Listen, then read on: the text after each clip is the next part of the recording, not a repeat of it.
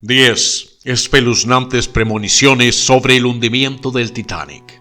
Hoy vamos a tocar un tema que siempre me ha llamado la atención, desde que tengo memoria y llegué a conocer esta tragedia. Siempre admiré esta enorme maravilla tecnológica que lastimosamente terminaría en el fondo del océano. ¿Qué debió haber sentido esa gente mientras esta gigantesca nave se hundía en el medio de la nada, en aguas con temperaturas bajo cero? Debió haber sido algo terrible. El famoso barco chocó con un iceberg a las 11:40 p.m. del 14 de abril, lo que la llevó a hundirse en el Océano Atlántico Norte a las 2:20 a.m. del 15 de abril de 1912. En consecuencia, más de 1.500 pasajeros y tripulación perdieron la vida y solo 705 personas sobrevivieron. A pesar de que gran parte del mundo consideraba que el transatlántico de lujo era insumergible, había un puñado de personas que tenían visiones sobre el desastre marítimo, y esas son las que vamos a conocer hoy. Si no te has suscrito al canal, estás a un solo clic de hacerlo. Publico contenido 2 veces por semana. Ahora, a lo que venimos. Número 10. Morgan Robertson. El libro Futility fue escrito por Morgan Robertson 14 años antes del hundimiento del Titanic. Sin embargo, a pesar de estar impregnado de ficción, la trama del libro se parece inquietantemente al verdadero desastre marítimo de 1912. La historia cuenta que el transatlántico de lujo más grande del mundo, llamado Titán, que se hundió en el Océano Atlántico Norte tras una colisión con un iceberg. Morgan Robertson declaró que no poseía ninguna habilidad psíquica, ya que la novela se basaba en su conocimiento de las tendencias de construcción naval y su comprensión de los peligros de los barcos modernos. Sin embargo, las similitudes son más que asombrosas. Después de todo, se creía que tanto los transatlánticos ficticios como los reales eran prácticamente insumergibles, y ambos eran del mismo tamaño, aproximadamente 270 metros de largo. Eran capaces de alcanzar velocidades de 20 nudos y contaban con un número apenas legal de botes salvavidas. Es más, ambos se hundieron a 400 millas náuticas en Newfoundland, Canadá, en una noche de abril. Bastante inquietante. Número 9. Edith Course Evans. Edith Course Evans era una pasajera de primera clase en el Titanic, que regresaba a la ciudad de Nueva York luego de un viaje de Europa para visitar a sus primos en París. Viajó junto a un grupo de hermanas, la señora John Murray Brown, la señora Addie Appleton y la señora R.C. Cornell, quienes conocieron al coronel Archibald Gracie. Cuando el Titanic chocó con un iceberg, los hombres a bordo del barco intentaron asegurar a las damas que el barco era insumergible. Sin embargo, Edith le dijo al coronel Gracie que una adivina le había advertido una vez: tenga cuidado con el agua, y estaba convencida de que había algo de verdad detrás de la profecía. A pesar de la advertencia, diversos relatos afirmaron que Edith cedió su asiento en un bote salvavidas para una de las hermanas con las que viajaba, ya que su amiga tenía niños esperándola en casa. Ella fue una de las 4 pasajeras de primera clase que murieron en el desastre. Número 8. George y Edith Vanderbilt. George Washington Vanderbilt II era un miembro destacado de la familia Vanderbilt, que viajaba a bordo del Titanic con su esposa, Edith.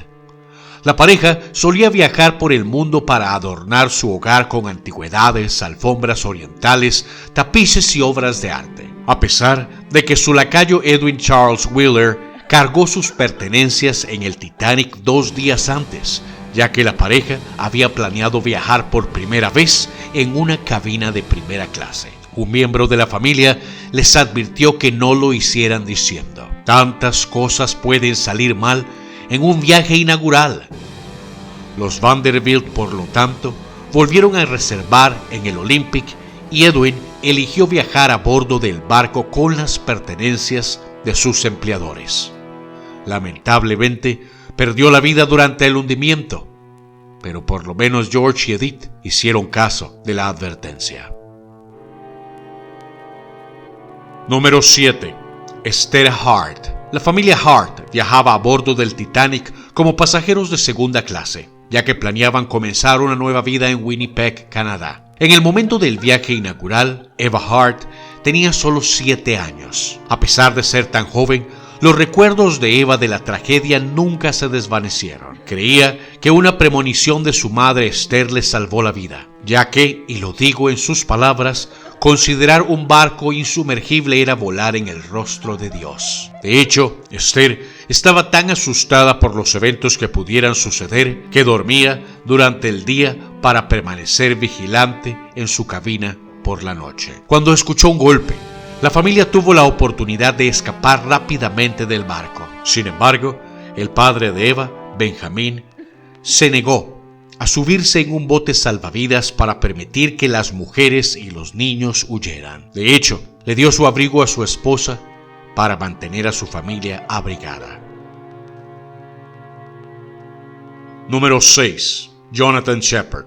Jonathan Shepard se desempeñó como segundo ingeniero asistente junior a bordo del Titanic y, según los informes, tenía temores inquebrantables de unirse al transatlántico en su viaje inaugural. Sin embargo, tenía motivos para preocuparse, ya que había estado involucrado en una colisión naval un año antes, a bordo del RMS Olympic en 1911, cuando chocó con el HMS Hawke, un buque de guerra británico. Su padre fue entrevistado por el Northern Daily Telegraph semanas después de la fatídica noche y declaró que su hijo estaba hundido antes del viaje. Cuando le preguntó a su hijo: ¿de qué tienes miedo? ¿Tienes miedo a la muerte?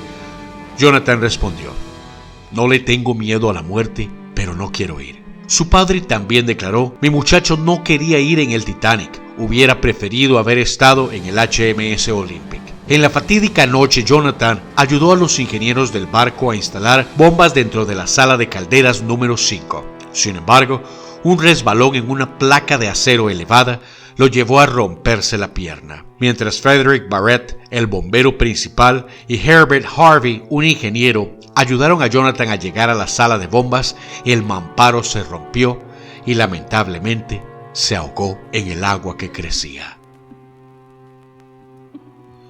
Número 5.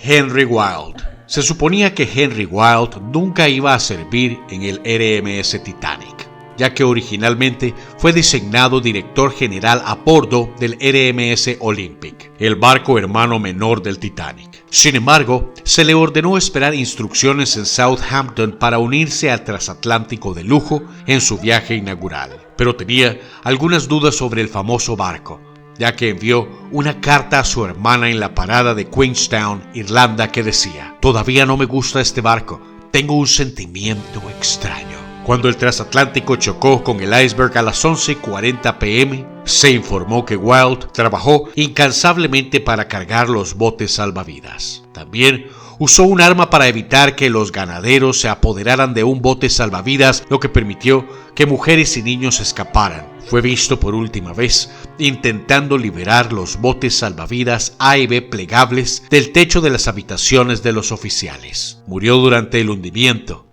y, de ser descubierto su cuerpo, nunca fue identificado. Número 4.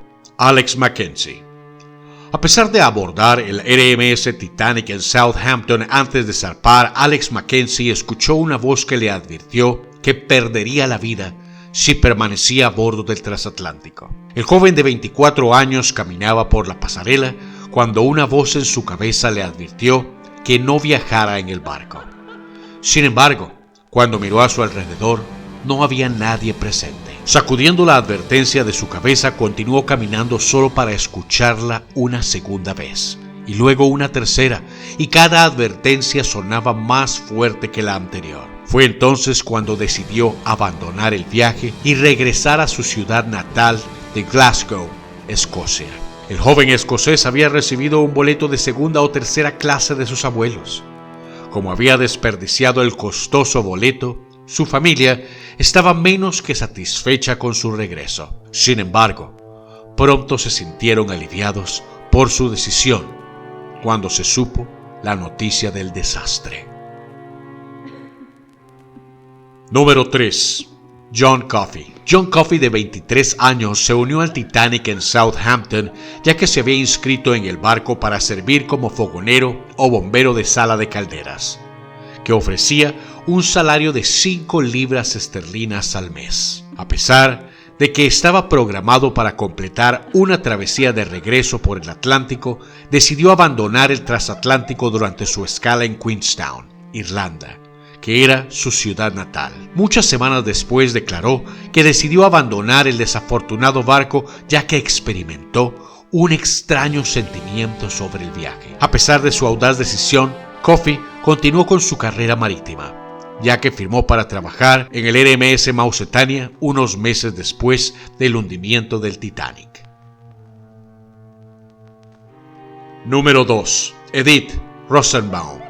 Edith Rosenbaum, también conocida como Edith Russell, era una pasajera de primera clase de 33 años que viajaba en el Titanic después de informar sobre los eventos de moda el domingo de Pascua de París. Si bien dijo que el transatlántico era el barco más maravilloso que se pudiera imaginar, también envió una carta a su secretaria desde Queenstown que decía: voy a tomar el descanso que tanto necesito en este viaje, pero no puedo superar mi sentimiento de depresión y premonición de problemas. ¿Cómo desearía que terminara? Después de que el barco chocó contra un iceberg, Edith logró escapar en botes salvavidas y su música, su voz celestial, proporcionó a los pasajeros mucho consuelo.